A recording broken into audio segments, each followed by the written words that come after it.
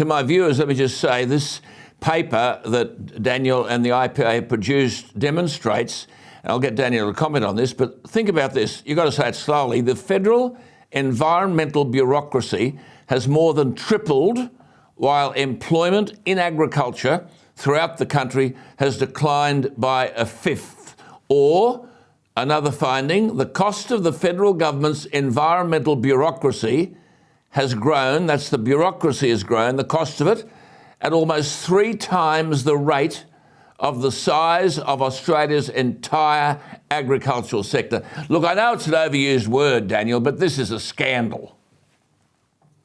It is a scandal, Alan. It's overused, but it's right to use that word in this case. And look, we've travelled through North Queensland, through the Hunter Valley and throughout Western Australia's regions, talking to local communities about our research and about these issues. And so many farmers and landowners simply give up.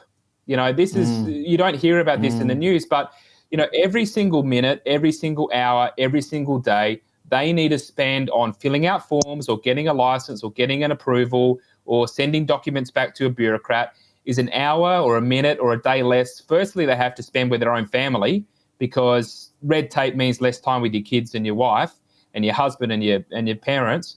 And secondly, it means it's less time on the land getting on with your own job. And so there comes a point where they simply give up and say, I can't do this anymore. I'm already working 80 hours a week, 100 hours a week on the farm. I've got 20 or 30 extra hours a week filling out these forms, and they simply give up. Yeah, I hate the word, but it's very depressing. I hate that word depressing, because you've got to fight against all this, but it does depress the farmers. What about this chilling statistic? For every job created in the environmental bureaucracy, this is what their research has established, 14 jobs have been destroyed in the agricultural sector. For every single job in the bureaucracy, 14 destroyed. These are pernicious forces, this bureaucracy, and the research establishes that the West Australian environmental bureaucracy, just one state, has more than quadrupled, while employment in agriculture throughout WA has declined by a third. Daniel, my concern here is, this is outstanding research and long overdue, and we desperately need it. Are the farmers being fed this? How do we get this message out? I mean, I just think you and I need to talk about this more on this program, but I mean, it's a very important message, and those wood ducks in Canberra don't seem to care about any of this. Well, they don't care because they're detached from the reality of what's happening. True. Look, in terms of how to get the information out, look, as I mentioned, or as you mentioned at the top of our discussion, I was at the Pastoralists and Graziers Association in WA talking about this.